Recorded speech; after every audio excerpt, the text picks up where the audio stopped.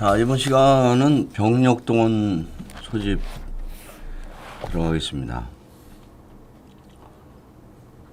자, 지금부터 할 거는 병력동원 소집하고 훈련 소집, 전시근로 소집 이런 식으로 진행이 됩니다. 병력동원은 여러분들이 이제 공부를 하시면서 병력동원 체계는 일단 훈령에서 어느 정도 제시가 되죠. 정확하게 한번 설명을 드리면은 이게 이제 훈령에서 제시된 건데, 동원 훈련이라는 것은 긴급 단계, 이 표에 있는 게 이제 단계를 얘기를 하는 거예요. 단계를 가만히 보면 N+1일부터 N+364일까지 1년 내내 동원이 되는 거예요.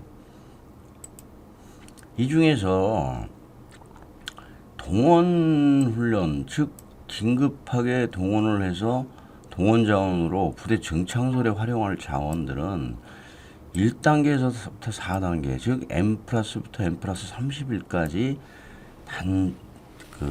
동원되는 사람들이에요. 이 사람들이 우리들이 쉽게 얘기하는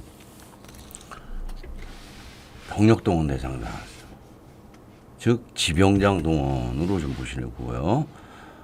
그 외에 예비군법에서 말하는 수임장 동원은 이 부대 정창설이 목적이 아니고 내고장은 내가 지킨다는 개념이죠.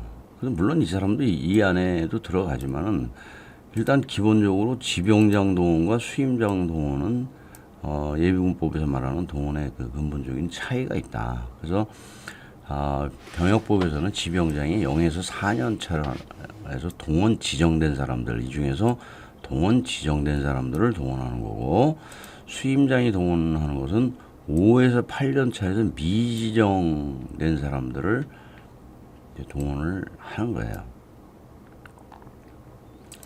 이 사람들이 나중에 이제 예비군 소대로 이제 편성이 되는 거죠.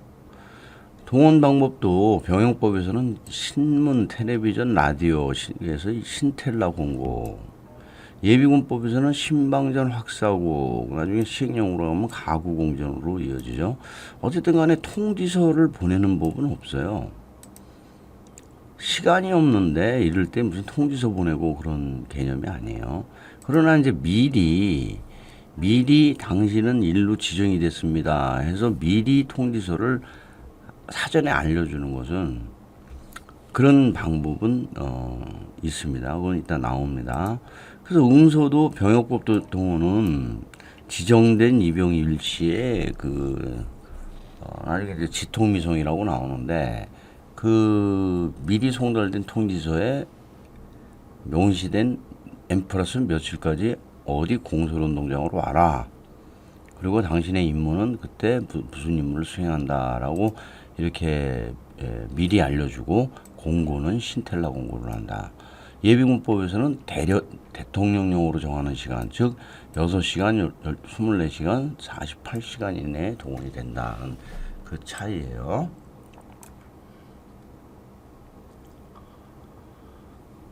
여기서부터 병력동원 소집과 훈련 소집은 여러분들이 매우 좀 주의를 해야 될 부분이,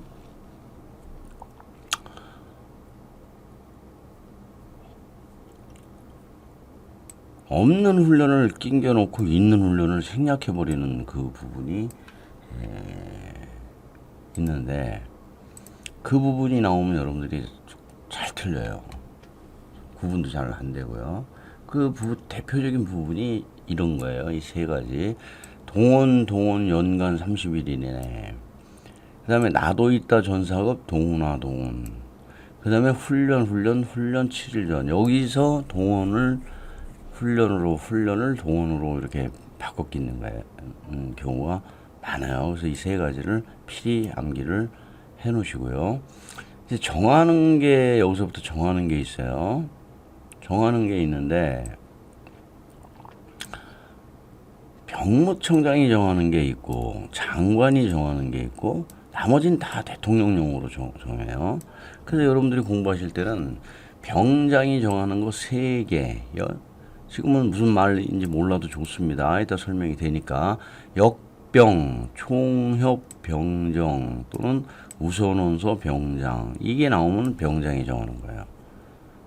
그리고 훈련 면제 절차 했으니까 차관 해가지고 이때 장관이 하나 정해요. 그리고 나머지 뭐 정하는 게 나오는데 생소하면은 그냥 대령으로 가시면 돼요.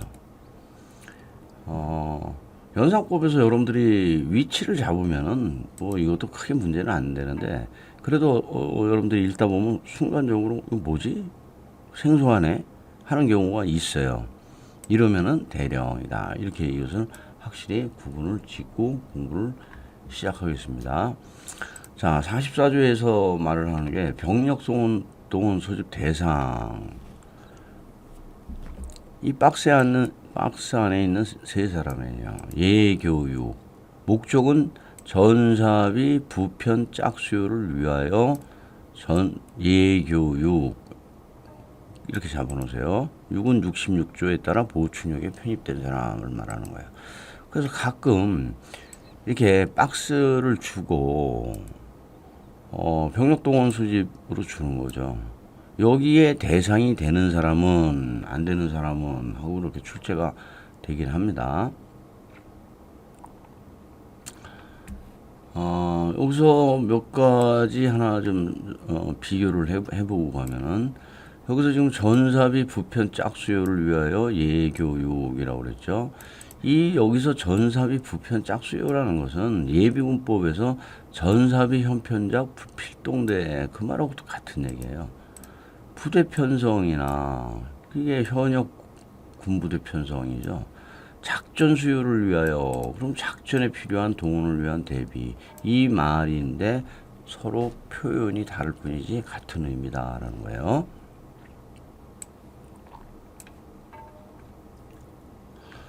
그리고 이제 여러분들이 주의해야 될 거는 예비역은 뭐 당연히 알겠고 반드시 군사교육 소집을 마친 보충력이라는 거예요. 이 마치지 아니면은 기본적으로 총 쏘는 걸 배우질 않았죠. 그렇기 때문에 병력 동원 소집으로 쓸 수가 없다는 거예요. 물론 뭐 그때 가서 급하면 가르쳐서 쓰겠지만 기본적으로 지금 동원 체계에 있어가지고 군사교육을 마친 보충력이라는 거예요. 그래서 교마보 교육을 마치지 않은 보충력 이렇게 가끔 출제가 나와요. 자, 66조 이 보편도 여러분들이 좀 조심해야 될 게 66조를 풀어서 보충력이 편입된 사람 이렇게 출제가 돼요. 예를 들자면 이런 겁니다. 의복군수 분야 예비역 장교로서 그 자격을 상실하거나 면허가 취소되어 신분이 상실되어 이게 66조에서 말하는 내용이거든요. 해서 보충력에 편입된 사람 이렇게 풀어서 들어오면 여러분들이 뭐지 이거? 이렇게 또 생각할 수도 있다는 거예요. 다음에 이제 여러분들이 이 대상자 3명을 구분하면서 가장 조심해야 될 부분은 이걸 전시근로 소집 대상자하고 섞어놓고 고르기 하면은 여러분들이 상당히 당황을 해요. 예전에 이제 출제가 이렇게 되는 거예요. 보면은 병력 동원은 전사비 부편 짝수요를 위하여 실시한다. 다음 중 병력 동원 소집 대상자로 옳은 것은 해놓고 쭉 6명을 깔아놨는데 물론 예비역 알겠죠. 교마보 알겠죠. 근데 여기다가 66조를 풀어서 이렇게 들어오니까 이게 뭐지? 하고 갑자기 이게 전시근로 소집 대상하고 헷갈리는 거예요. 전시근로 소집 대상은 전사비 군사업무 지원을 위하여 끝에 말이 다 제외가 붙어요. 제외.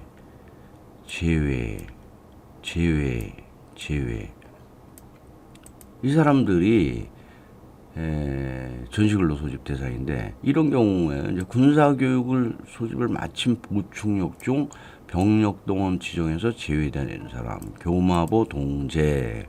그다음에 전시근로역인데 이거는 법률이 국가기술자격법이나 다른 법령, 외국 법령에 따라 안전장관이 인정하는 사람.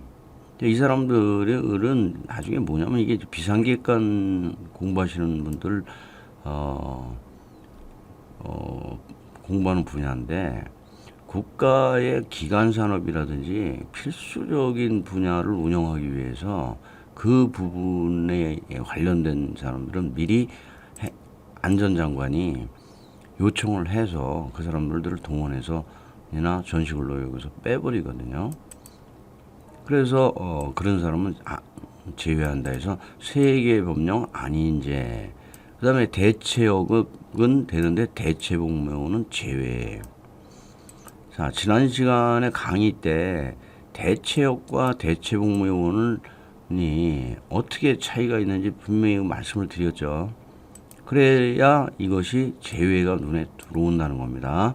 대체역은 19세 때에 병역 판정 검사를 받으니까 대체역으로 판정이 됐고 그 이후에 복무를 시작하면 대체 복무요원으로 되는 거예요. 그런데 대체 복무요원으로 복무하고 있는 사람을 이게 이 사람이 어디서 근무합니까? 각종 교도소 행정요원으로 있는 거예요. 그 전사비 상황이 돼도 이 사람들은 교도소도 국가기관산업이기 때문에 여기서 계속 근무하는 거예요. 근데 이 사람을 전시근로역으로 끌고 와버리면은 말이 안 된다는 거죠. 근데 여기 대체역이라고 있는 것은 최초 병역 판정 검사 끝나고 이 사람은 아직 입영이나 복무를 시작을 안 한 사람이에요. 그러니까 그 사람들은 바로 전시근로역으로 데리고 간다. 그런데 대체복무요원은 제외한다. 그 의미를 어제 개념 설명에서 많이 설명을 드렸죠. 그 다음에 군사교육 소집에서 제외된 사람, 총도 안 쏴본 사람 이거 데려다가 쓸데가 없다 해서 이런 사람들하고 이렇게 섞어놓고 고르기 시키면은 여러분들이 좀 당황을 합니다. 자, 다음에 이제 계획 분야죠. 계획 분야 공부 어떻게 하라고 그랬습니까? 계획 분야는 첫 번째 설명을 드릴 때 숫자를 잡아라. 그래서 7, 8, 9, 1, 5 입동지구 9, 11. 그 다음에 100조니까 16공으로 출발해서 20일 간격으로 연말까지 갔다가 설날까지 간다.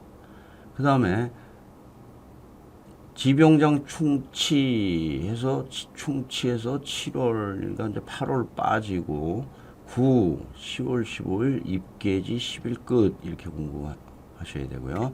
나중에 이제 예비역 진급자까지 가면 육사지 총장총으로 잡는데 숫자를 먼저 잡아라. 두 번째 뭐 잡으라고 그랬죠? 병장의 계획서를 잡아라. 세 번째 뭐를 잡으라고 그랬죠?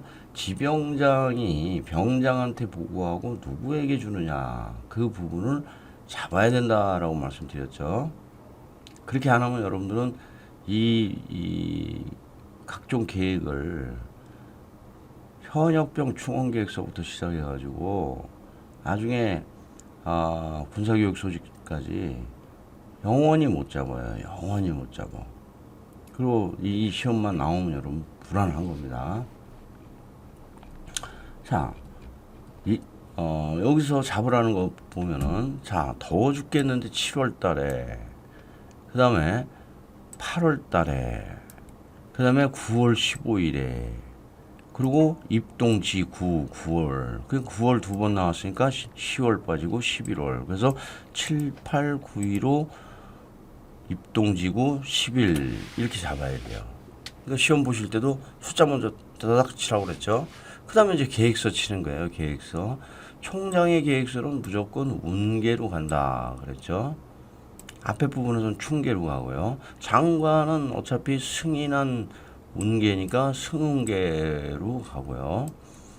근데 문제는 병장의 그 전에 지병장의 계획서는 무조건 집행계획서로 간다고 그랬죠. 그렇기 때문에 계획서에서 여러분들이 일단 헷갈리지 않아요. 그런데 병장의 계획서가 이게 소집계획서인지 입영계획서인지 이거를 가지고 여러분들은 헷갈린다는 거예요. 그래서 병장의 계획서는 사동훈 사회복무요원 소집계획서 동원, 병력 동원 소집계획서, 그 다음에 훈련 소집계획서, 이거를 빼고는 나머지 이병계획이다라고 해서 이렇게 잡아야 되는 거예요. 그리고 세 번째로는 병장한테 보고하고, 지병장이 병장한테 보고하고 누구에게 가느냐, 수임장한테 간다는 거예요. 병장한테 보고하고 가는 경우가, 자, 병장한테 보고하고 이병한테 가는 게 현교훈이라고 그랬죠.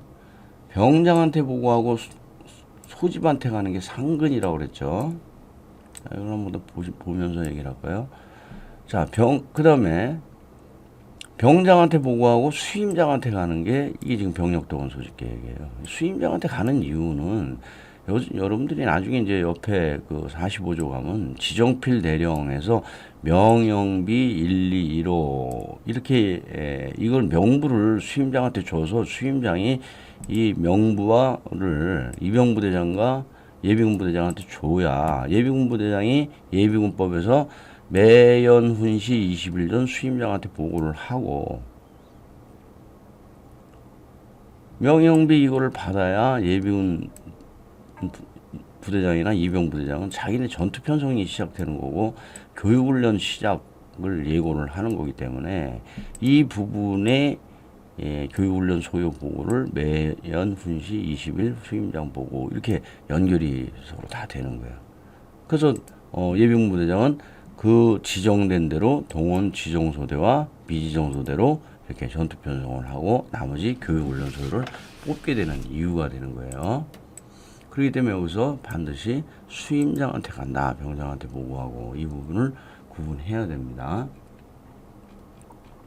자, 그러면 지금까지 제가 이런 것을 가지고 여러분들이 이 숫자를 잡아라, 계획서를 잡아라, 그리고 병장한테 보고하고 누구에게 가는지를 잡아라 이렇게 강조를 드렸는데 이런 문제를 여러분들이 이제 직접 겪어 보면은 제 말이 엄청나게 중요하다는 것을 아시게 되는데 예전에는 비슷한 계획에서 각종 한 가지 계획만 나왔어요. 그러니까 예를 들어 60회 때는 병력동원 계획 하나에서만 계획서 명칭 뽑기. 그러다가 조금 지나니까 병력 동원하고 훈련 소집 이렇게 같이 이걸 물으면서 계획서 명칭 뽑기. 이거 상당히 고수다가 돼버리는 거예요. 어느 게 병력 동원인지 어느 게 훈련인지 구분 못하면은 여러분들은 여기서 무조건 이런 거 당하게 돼 있어요, 여러분.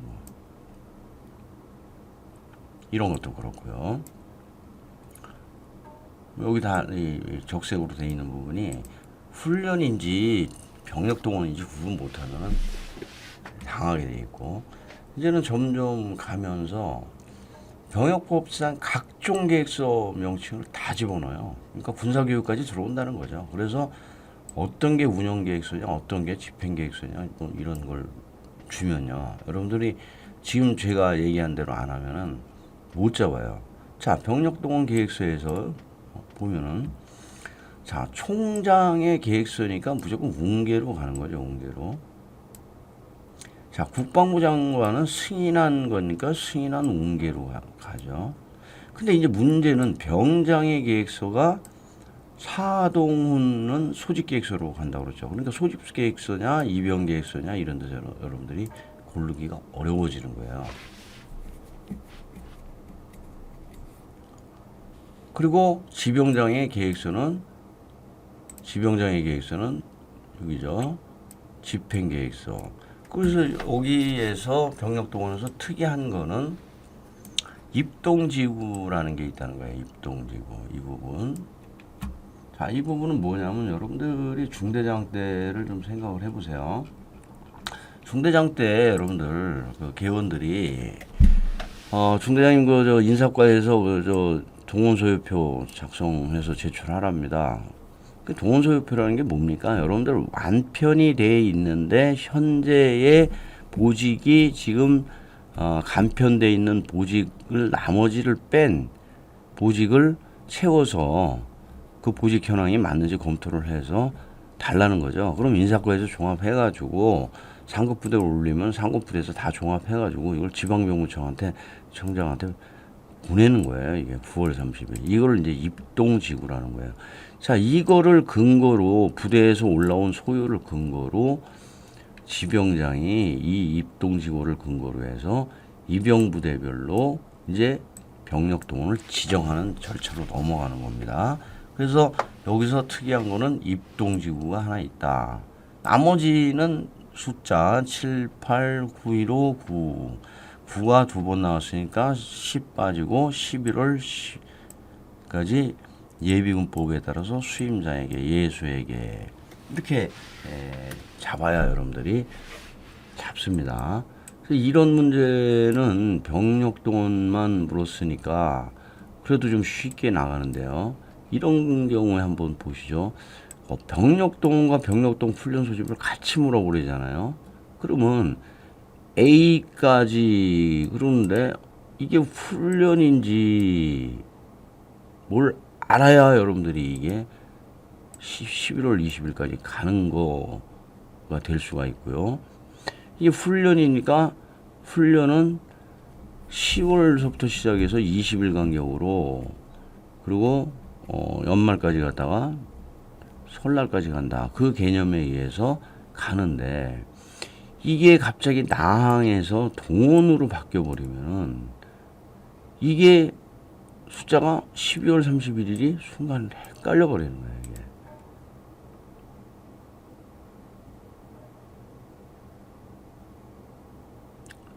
여기서도 병력 동원이니까 이 D가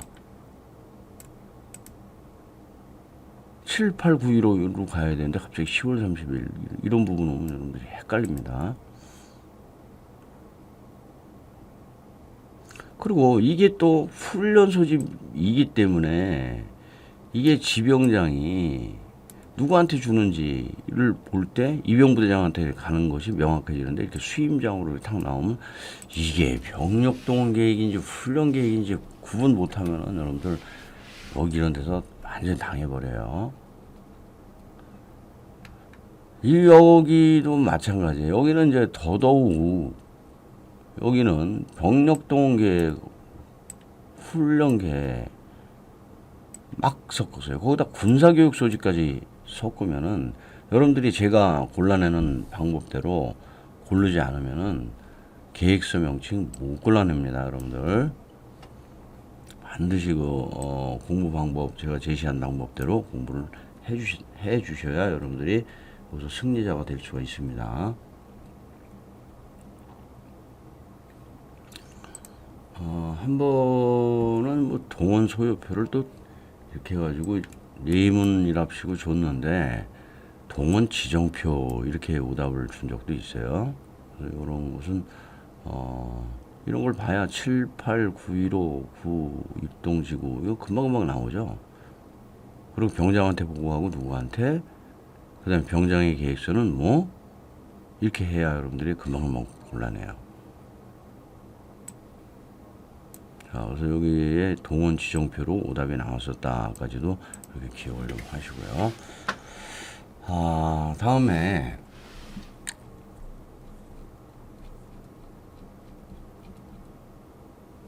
병력 동원 소집 지정을 좀 보겠습니다. 이 지정의 근거는 아까 뭐라고 그랬죠? 입동지구라고 그랬죠? 입동지구. 이거를 근거로 해가지고 지병장이 입영부대별로 지정을 해야 되는 거예요. 입영부대에서 올라왔으니까 입영부대별로 가는데 이걸 지역별로 지정한다라고 가끔 주면 여러분들이 못 찾아내요.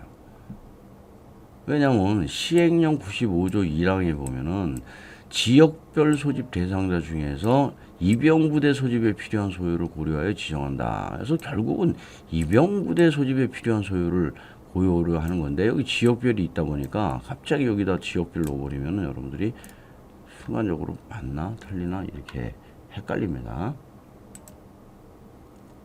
그 다음에 최근에 요즘 응용을 하는 게 병력동원 소집 계획이나 전시근로 소집 계획이나 명칭만 틀리지 방법은 똑같습니다. 또 병력동원 훈련이나 전시근로소집 점검이나 명칭만 틀리지 내용이 똑같습니다. 그래서 이렇게 전시근로소집 뭐 이렇게 관련되면은 전시근로소집은 법 45조 48조까지 법 458을 준용한다. 그러면 이게 뭐예요? 45조가 이거잖아요. 이걸 준용한다. 그러니까 이걸 전시근로소집을 예로 해서 지병장은 입영부대별로 지정한다. 이렇게 출제가 되기도 해요. 물론 출제가 이제 출제관도 좀 부담이 됐는지, 자, 전시근로소집 대상자에 대해 지정에 입영부대별로 소집하고 지정하고 지정에 필요한 것은 대령으로 한다. 그러니까 문장이 많이 봤는데 이거 전시근로소집으로 끌고 가니까 여러분들이 뭐지? 하는 순간에 옆에 총장으로 오답을 줘서 식별은 됐지만은, 만약에 이게 지병장은 전시근로소집 대상자에 대해 입영부대별로 소집할 사람을 지정하여야 한다. 그리고 지정필 대령 이렇게 가면 맞는 문장이 되는 거예요. 자, 여기 45조는 법도 지정, 령도 지정, 또 규칙도 지정, 규칙도 지정, 다 지정을 얘기를 하는 거예요. 그리고 이런 데 있어가지고 여러분들이 생소하면은 뭐 대령 이렇게 잡으시고요. 자, 95조 시행령으로 가서 지병장은 지역별로 하지만은 결국 입영부대 소집에 필요한 소요를 고려하여 지정한다. 그래서 여기에 제시된 코드를 정확하게 기억하시고 책임관계도 기억을 하셔야 돼요. 그런데 이 역종별 지정순위 및 지정 범위, 이것은 병장이 정한다. 이게 바로 아까 여기서 말씀드린 역병이에요. 역종별 우선순위는 병장이 정한다. 그래서 병장이 정하는 거 3개 정해놓고 장관이 정하는 거 하나 정해놓고 나머지 생소하면은 뭐 대령 이렇게 잡으십시오. 자, 시행규칙 67조 보면은 이거는 뭐 간단해요. 지병장은 입영부대장과 협의하여 동원보직을 부여할 수 있다. 이런 경우에서 뭐 협의를 할 때는 결국에 이게 동원보직은 입영부대장 거라는 거죠. 그리고 협의해서 정하는 거는 결국 여기서는 입영부대장 거지만은 결국 정하는 건 누가 정하느냐? 지병장이 정한다. 이건 누르기라고 그랬죠. 이런 건 꼭 누가 누구를 협의하여 하는 경우에는 누르기 해서 최종적으로 누가 정하는지를 보시고요. 이건 그리고 그냥 문장을 단순히 입영협의 보직부여이다 이렇게 잡으시면 돼요. 자, 이 항은 지병장은 이 지정을 한 경우에는 명부를 12월 15일까지 입영부대장 및 예비군부대장에게, 이게 명영비 1,2,1호예요. 자, 이게 가야 예비군부대장이 아까 말씀드린 전투 편성을 하고 교육훈련 소요를 뽑는다고 그랬죠. 다음 대체지정입니다. 대체지정. 대체지정은 지병장이 대체하여 지정하는데 병적이 같거나 유사한 사람을 지정할 수 있다. 자, 그런데 제가 강의하면서 계속 지금 몇 번을 얘기를 말씀드리죠. 과거에 잘못된 사례, 사지선다형에서 이런 사례가 아주 많이 나오는데, 자, 여기서는 입영부대장을 수임장으로 줬고요. 여기서는 같거나 유사한을 같거나 다른으로 이렇게 문장을 줬어요. 둘 다 틀린 거죠. 둘 다 틀린 거죠. 그러나 출제관들은 가장 옳지 않은 것을 요구를 해요. 그렇기 때문에 이럴 때는 사람이 틀린 게 우선이다.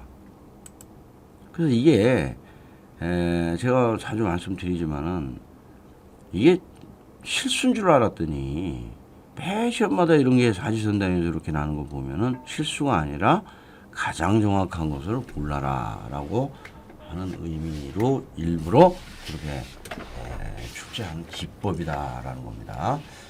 자, 대체 지정은 그래서 지병장이 하는 것이고요. 하여튼 모든 지정은 다 지병장이 한다. 그리고 대체하여 같거나 유사한 사람으로 지정이 있다. 그래서 대체 간유 새로 지정이 있다. 근데 대체했을 땐 역시 명단을 영비에게 줘야 다시 전투 편성이 바뀌고 교육훈련 소요가 바뀌죠.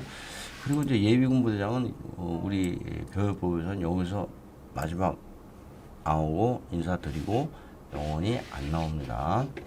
자, 3번은 그냥 숫자 그대로 외우세요. 지구, 지현, 1020 병자. 이것도 숫자 영어도 잘 나오게 됩니다.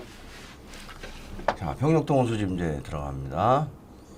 자, 여기서 대상자를 선정을 했고요. 계획을 수립하였고, 지정을 하였고, 이제는 동원할 일밖에 남지 않았죠.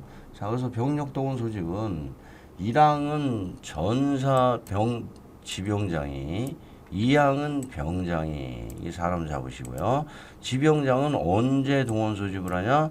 전사비 때 누구를 대상으로? 병동지사, 병력동원 지정된 사람. 아까 1에서 4단계 말씀드렸죠. 그 사람들을 대상으로 해서 0에서 4년차를 대상으로 동원 소집을 한다. 그래서 병동지사. 그래서 앞으로도 병력동원 훈련 소집이나 병력동원 소집이나 모두 병동지사가 대상이다라는 거예요. 자, 2항은 병장은 전사급이라는 표현을 써요. 이 전사비라는 표현을 안 쓰고 전사급이라는 표현을 쓰는 것은 약간의 이것은 차이가 있어요. 어디까지가 비상사태고 어디까지가 긴급사태인지 그것을 구분하기가 어려워요. 사실은. 그게 물론 국가 규정에 있지만 연평도 포격 비상사태입니까? 긴급사태입니까? 비상사태로 되려면 국회에서 승인을 해야 되는데 이 국회에서 언제 모여서 승인하고 뭐하고 지금 뭐 협조도 잘 안 되는데 잘 되겠어요? 그러니까 이제 긴급한 사태로 해서 병장은 전사급 이 사태에 대비해서 지병장으로 하여금 통지서를 미리 송달할 수 있다. 이게 이제 지통미송이 되는 거예요. 우리나라 동원법이 없다는 거 지난번에 말씀드렸죠. 동원법이 있긴 있는데 발효가 되려면은 이런 상황이 돼가지고 그것을 국회의원들이 모여서 언제 통과하고 거기다 뭐 대못질하고 못 들어가게 하고 뭐 여러 가지 지금 뭐 나오는 그런 잘못된 형태들 나오면은 병력 동원도 못 해요. 우리 지금 그런 사태이기 때문에 전사급일 때 지통미송 지병장으로 하여금 미리 통지서를 보내게 할 수 있다. 이것이 지금 전역하신 분들 전부 다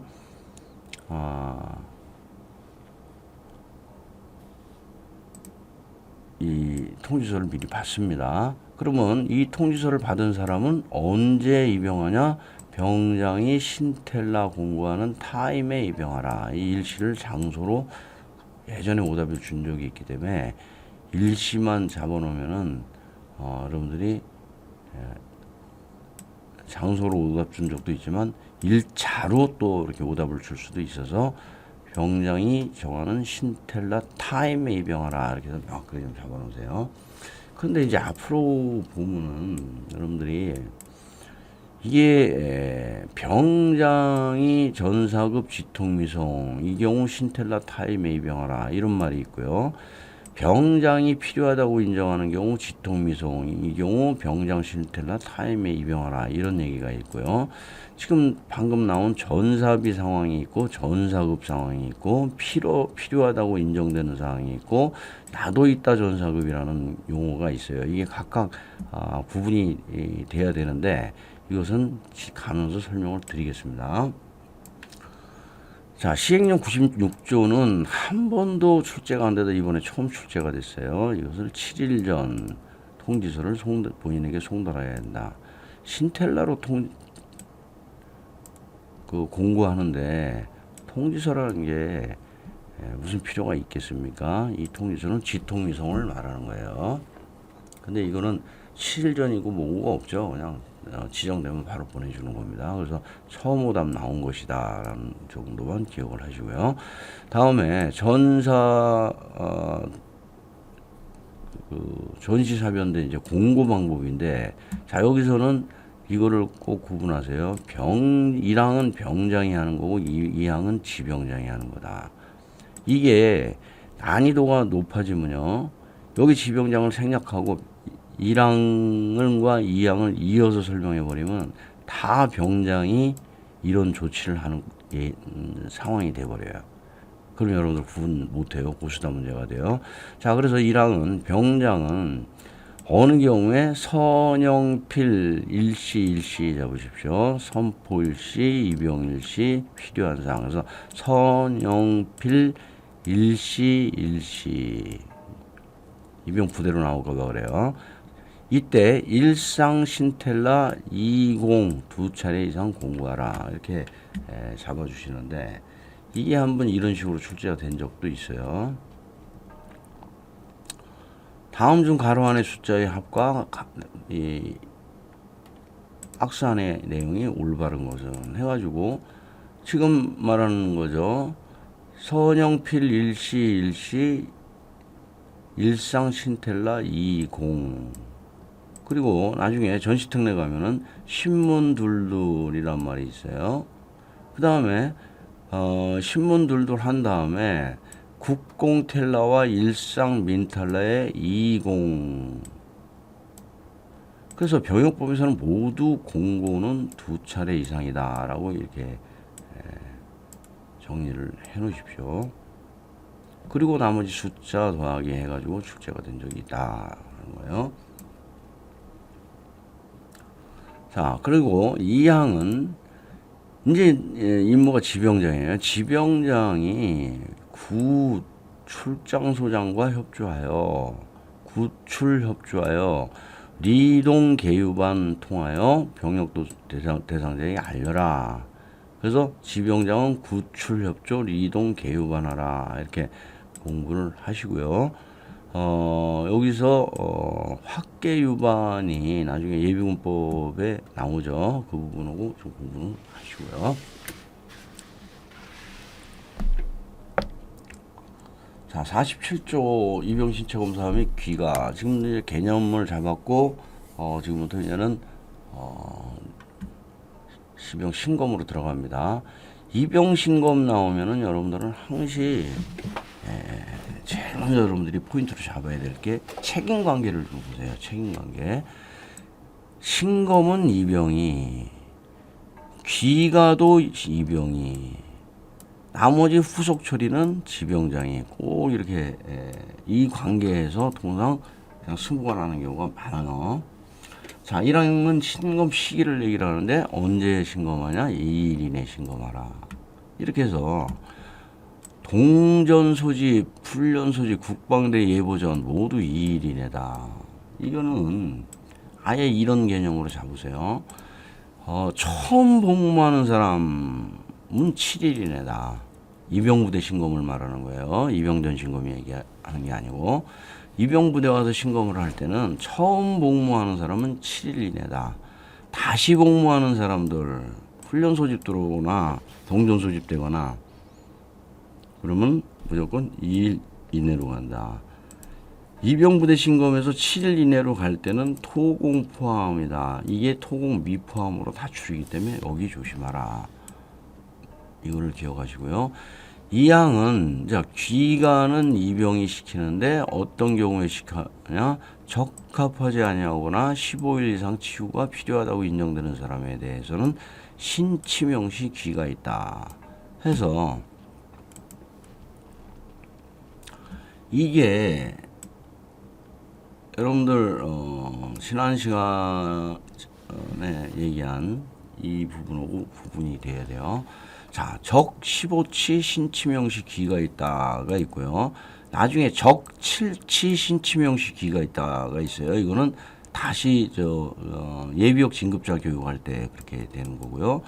적 15치 정밀 검사 후 귀가시켜라. 이게 입영 신검을 얘기를 하는 거고요. 처음 복무자 입영 신검.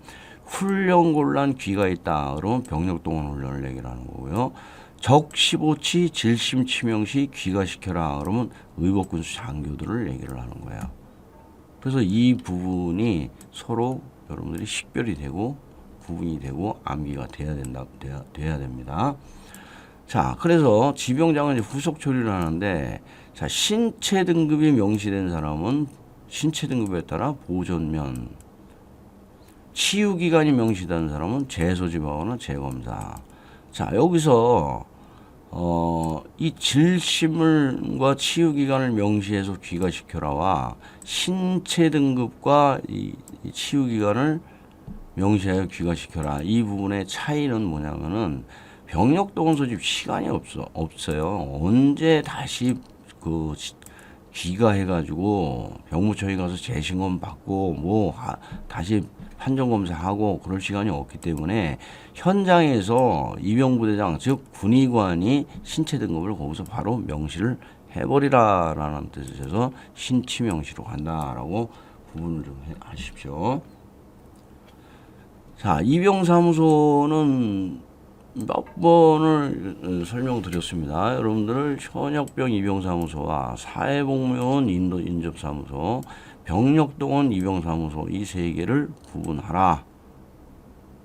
이것은 여러 번 설명을 드렸기 때문에 설명을 더 이상 안 드리고요.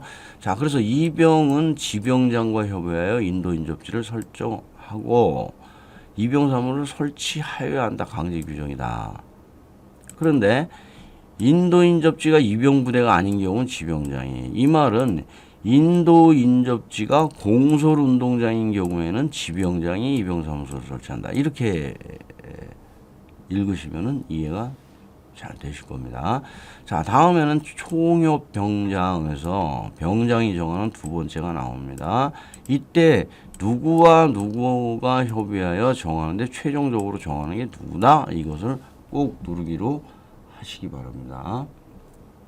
자, 71조는 입영 및 입영 현황 보고인데, 자, 병력 동원 소집에 의해서 입영하는 사람은 전통 주도를 보여줘야 된다. 여기서 전역증에는 사진이 있고 보충력도 병역증에는 없기 때문에 주민등록증 이거를 보내주는데 누구한테? 인도관한테. 인접관이 단독으로 나오는 경우는 없다. 인접관은 반드시 인도관을 앞세우고 나온다라는 측면도 있고 그냥 전통 주도해서 잡아 놓으시고요. 그리고 지병장은 지체 없이 현황을 병장한테 보고 입영일로부터 3일 이내 현황서를 병장한테 제출. 자, 이거는 지난 시간까지 한 이 원칙에서 예외 원칙이라고 그러죠. 현황은 지체 없이 현황서는 다음 달 10일까지 병장 모든 게 다 이렇게 가는데 동전 소집만 현황서는 3일 이내로 간다. 이게 특이한 거다. 전사비 상황으로 시간이 없다. 그런데 이걸 가지고 전시근로 소집에 응용해도 동일하다라는 거예요. 동일하다. 왜? 전시근로 소집은 병력 동원 소집이나 훈련 소집을 그대로 다 규정을 준용하기 때문이다라는 거예요. 그래서 이렇게 전시근로 소집을 끌고 와서 응용 나왔다고 해서 당황하지 마시기 바랍니다. 자, 다음에 자, 입영 신체 검사 귀가자 처리는 이제 법에서 얘기한 것을 다시 한번 설명을 해놓는 거고요. 결국은 신체 등급이 명시된 사람은 신체 등급에 따라 병역 처분. 이게 아까 보전면 처분. 1에서 4급 나오거나 1급 나오면 그냥 그대로 현역으로 다시 보내라는 겁니다. 치유 기간이 명시되는 사람은 병장이 정하는 기준에 따라 소집하거나 재검사할 수 있다.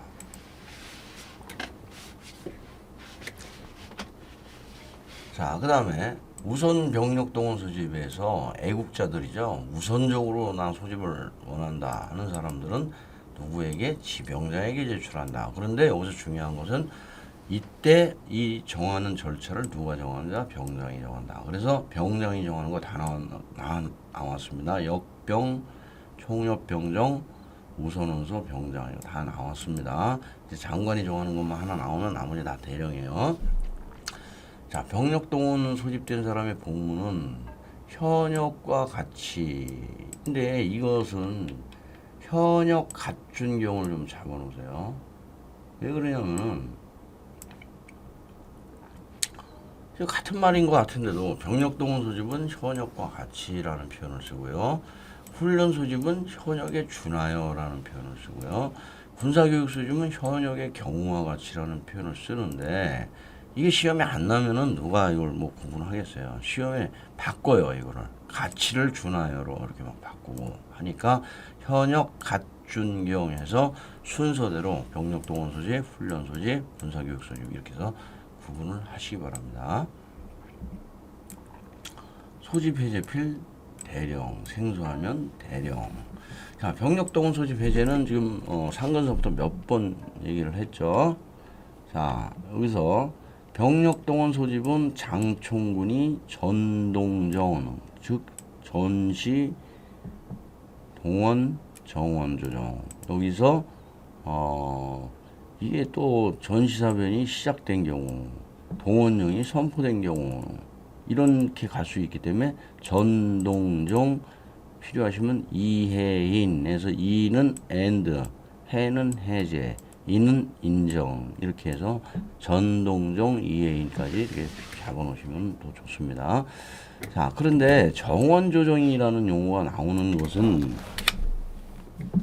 이것은 상당히 주의를 해야 한다라고 말씀을 드렸죠. 정원조정이 나오는 것은 현역, 그죠? 그리고 상근, 그리고 여기서 말하는 동전소집이 이렇게 나온다. 나머지는 안 나온다. 정원조정이란 말이 안 나온다. 기억을 좀 하시고요.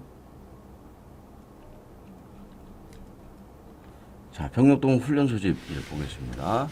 자, 훈련 소집은 있는 훈련 빼버리거나 없는 훈련 집어넣기가 가장 핵심적으로 어려운 부분이에요.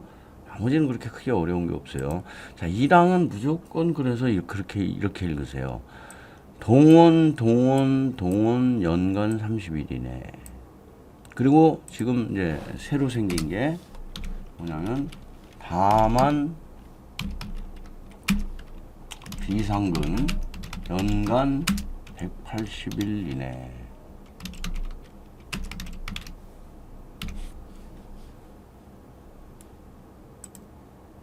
자, 이렇게 잡아놓으세요. 그렇잖아요, 여러분들. 나중에 훈련 들어오면 못 잡습니다. 자, 이 항은 특별 재난 지역이나 진급으로 인한 경우에는 대령으로 해당 연도 다음 연도 면제 있다 해서 특진 대령 했다 면제 있다로 잡아놓으세요.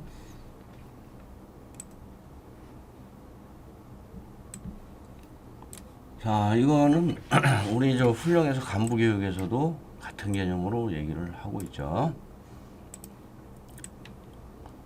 자, 훈련 계획 이것은 시행령 100조니까 10으로부터 출발해서 20일 간격으로 떼요. 11월 20일, 그 다음에 12월 10일.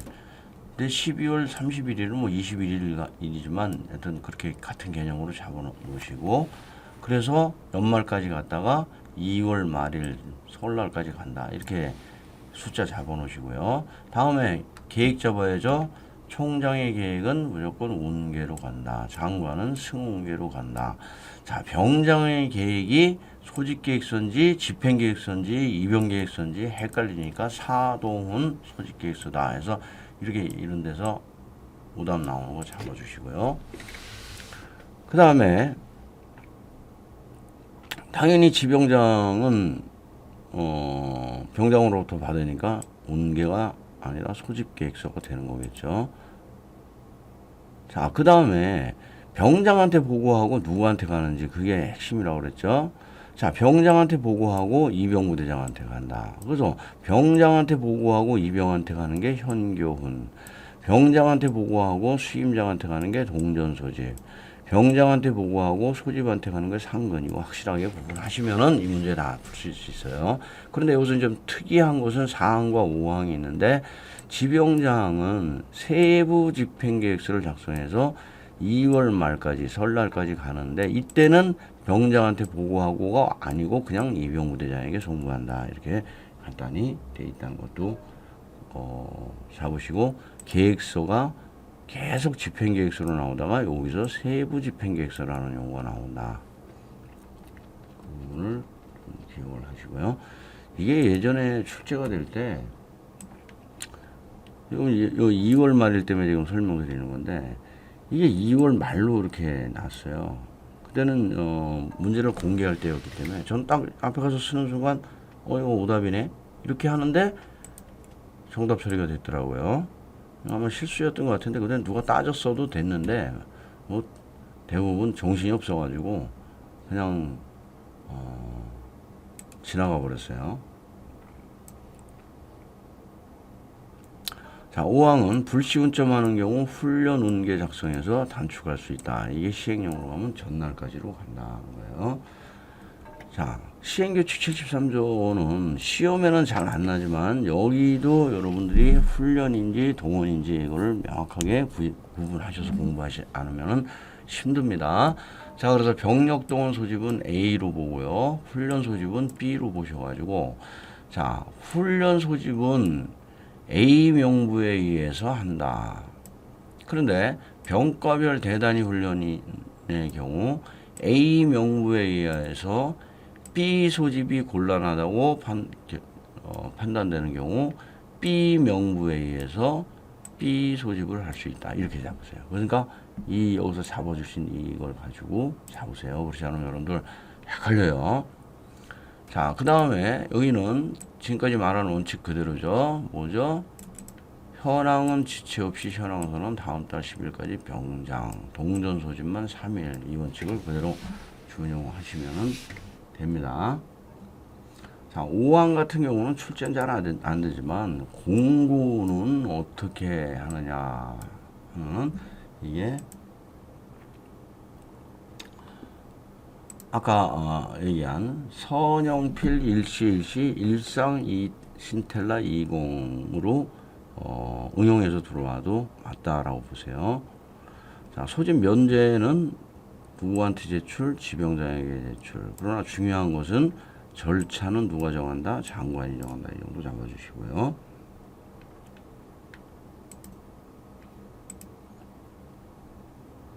자, 훈련 소집 보겠습니다. 훈련 소집은 지병장은 누구를 대상으로 병동지사를, 동원도 병동지사를, 즉 1에서 4단계 있는 사람을 지정을 하고 그 사람들을 훈련시킨다는 거예요. 그런데 다만 비상근은 이병부대장이. 그리고 자, 이제 나옵니다. 병장 필인 할 때 지통미송. 아까는 뭐라고 그러죠? 병장 전사급 지통미송이었죠. 여기서는 병장 필인 평시기 때문에 그렇다라고 이해를 해서 구분을 하시고요. 자, 통일장은 3번 나온다고 그랬죠. 무슨 몇 번 말씀을 드렸고, 사항이 여러분들이 훈련이 생략되느냐 들어가느냐 여기에 따라서 시험이 어려워지고요. 두 번째 관점은 교부하느냐 교부하지 아니하느냐 이 관점에서 시험이 어려워집니다. 그래서 여기는 전사급이 나오죠. 전사급. 그러니까 지병장이 아니 병장 너만 전사급이냐? 나도 전사급 있다. 그래서 나도 있다 전사급 동훈 동훈 이렇게 해서 여러분 잡아놓으세요.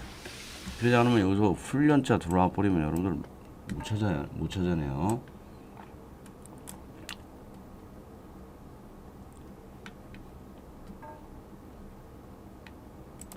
자, 그리고 교부하지 아니하고, 이거 교부하고, 이거를 생략에 주의하라고 그러죠.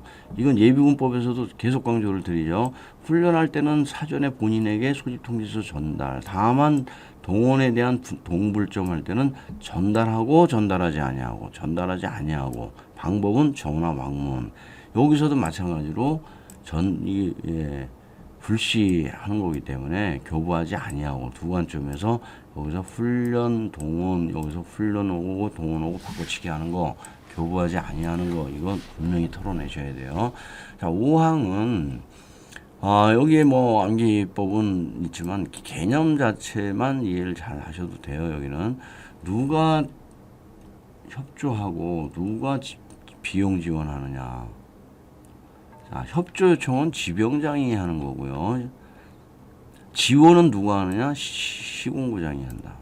비용 지원은 그 대신 누가 하느냐? 지병장이 한다. 그래서 누가 협조하고 누가 비용 지원하느냐 이 부분을 정확하게 구분하실 수 있으면 됩니다. 자, 시행령 101조 여기도 무조건 여러분들이 읽을 때는 훈련 7일 전 외에는 더 이상 생각도 하지 말고 읽으세요. 7일을 14일로 주면 그냥 건방 오답 잡는데 훈련 생략 들어가고 그러면 여러분들 못 잡습니다. 그래서 훈련 7일 전 그리고 아까 말씀드렸죠. 동원 연간 30일 이내 그리고 나도 있다 전사급 동원 이 부분이 시험에 출제가 잘 되는 부분이고 이제 출제는 잘 안 되지만 여러분들이 공부할 때 신경을 써야 될 부분이 A 명부에 의해서 B 소집이 곤란한 경우 B 명부에 의해서 B 소집이 있다. 이건 언젠가 한번 바꿀 것 같아요. 자, 훈련 소집 통지서 전달 말씀을 드렸고요. 이 항은 이제 거주지를 변경하는 사람인데 이게 이미 통지서가 이미 나갔다면은 통지서에 지정된 바에 따라 입영하라는 거예요. 그러니까 서울에 살다가 부산으로 갔는데 서울에서 가기 전에 통지서가 나왔으면 서울로 와서 받으라는 거예요. 공고됐으면 공고된 바로 하라는 거예요. 이런 불편 때문에 지금 전국 단위 훈련이나 휴일 훈련이 생긴 이유가 그렇게 되는 건데, 건재 유지가 필요한 훈련은 그렇게 또 안 되죠. 그래서 그건 어쩔 수 없다. 다만 세대를 같이 하는 모든 세대는 같이 하는으로 가죠. 여기서 주의할 문장은 모두가 이전한 사람 중 병장이 지정하는 사람만 다시 부대 일치를 지병장이 지정할 수 있는데 여기서 중생략 들어가는 거 주의하세요. 아직 출제는 안 됐어요. 그러나 이제 출제 확률이 높아지는 부분입니다. 이 부분이. 자, 훈련 운계 불시 훈련 운계는 전날까지다. 잡아주시고요. 자, 입영 신체 검사 하면은 제일 먼저 뭘 보라고 그랬죠? 체인 관계를 보라고 그랬죠? 신검 입영, 귀가 입영, 후속 처리 지병장 이렇게 보고요. 처음 복무하는 사람은 7일 이내, 다시 복무하는 사람은 2일 이내. 여기는 적시보치 신치명사 귀가 있다가 아니라 훈련 곤란 귀가 있다. 그죠? 이틀밖에 훈련 안 하는데 무슨 2박 3일 훈련하면서 날짜 다 떼어지기 어렵죠. 사망은 후속 처리죠. 재소집하는 것은 재입영을 말하는 거예요. 재검사할 시간은 없어요. 2박 3일 하면서 재검사할 시간은 없고 재소집을 하거나 면제를 할 수 있다. 그럼 면제는 훈련 면제 여기 면제가 아니라 입영 면제가 되는 거고 이게 동미참으로 전환되는 것이다. 같은 개념입니다. 여기는. 그래서 뭐 사단 기술비용과는 가능하다고 그랬는데 육군에서도 사단급 근무를 안 해보시는 분들은 잘 모르겠지만은 사단급에 직할 때는 이게 예를 들어 보수대 같은 경우 보급수송대에서 모든 밥하고 부식하고 이거 다 나눠주거든요. 동원훈련 한다고 다 마비돼 버리면 사단 다 굶습니다. 그렇기 때문에 사단 직할 때는 중대 단위로 훈련을 하는 경우가 많아요. 그래서 기술병과나 이런 데는 다시 재소집할 수가 있다. 그런 나머지는 전투부대는 1년에 한 번만 하기 때문에 면제를 시켜주고 동미참으로 전환된다. 그 의미 정도만 기억하시고요. 이런 경우 문제는 명확하게 여기서 오답이 그냥 딱 나오죠.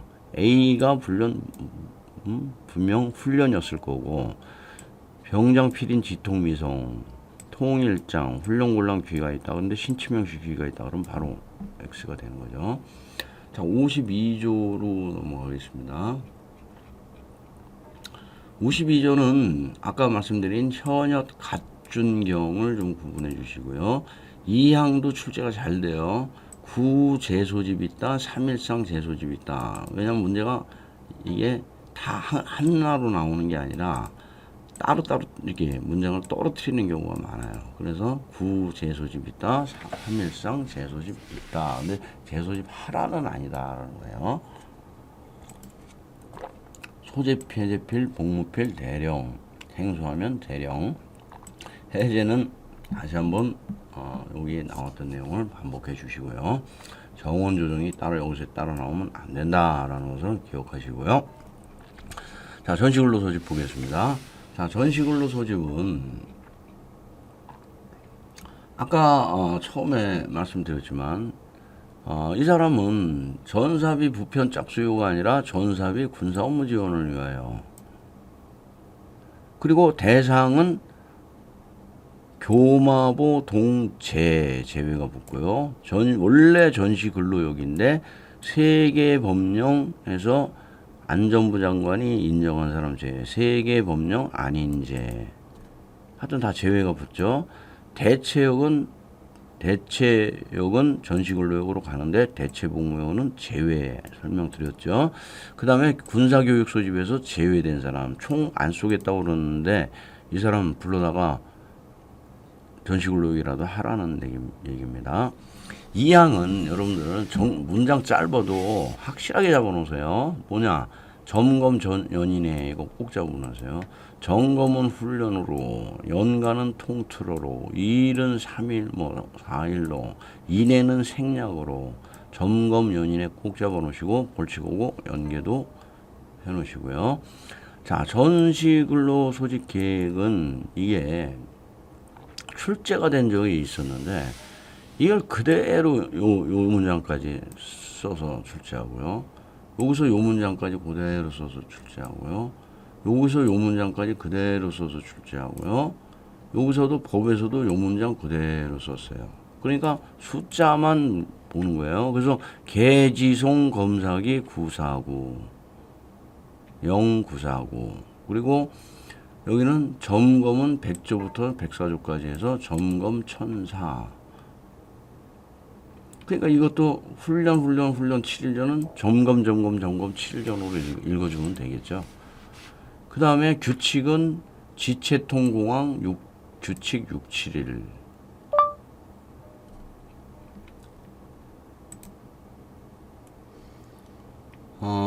그리고 점검은 A 명부에 의해서 한다 이렇게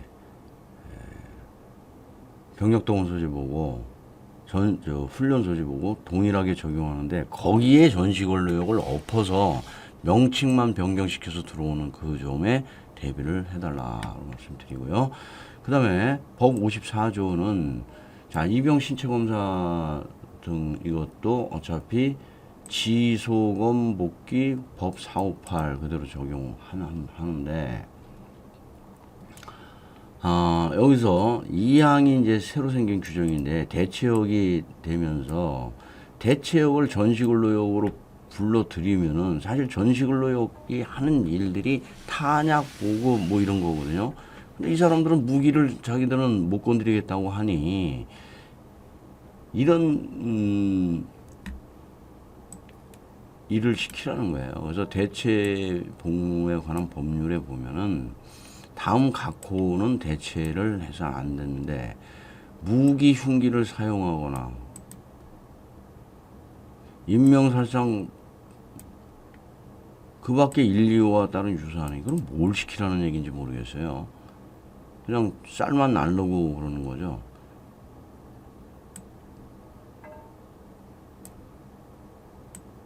식칼이 흉기에 들어가지 않나요?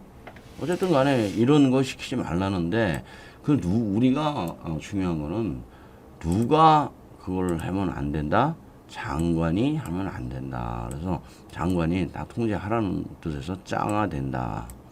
그리고 장관은 밖에 거주하게 할 수 있으면 군부대 밖에서 거주할 수 있는 건 유일하게 장관이라고 그러죠. 그래서 장박 거주 있으며 근데 이게 어쩌다가 장박 거주 없으며 이렇게 나오면 여러분들 잘 못 봐요. 그래서 장박 거주 있으며 예산 범위 급도실 있다라고 이렇게 잡아주세요. 급식 관련해 가지고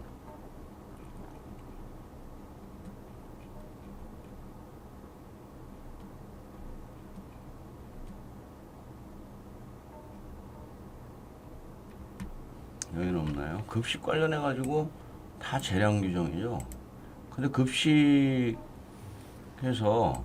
확실히 급식을 해줘라. 그런 부분이 하나 시험에 뭐 꼭 나와서 그런 게 아니라 하나 비교로 한다고 보면은 사회복무요원들 여급비 할 때 이 급식비는 지급하여야 하며 강제 규정으로 가죠. 당연히 밥은 줘야겠죠. 어쨌든 뭐 시험에 나와서 그런 게 아니라 하도 이런 것들이 좀 비교를 좀 하면서 여러분들이 공부를 해야 명확하게 좀 더 공부를 하실 수 있어서 말씀을 드렸습니다. 자, 그래서 지금 병력동원 소집, 병력동원 훈련 소집, 전시근로 소집 3개를 비교하면서 공부를 하셨는데 강조드린 내용 반드시 숙지하시고 연습하시기 바랍니다. 이상입니다. 수고하셨습니다.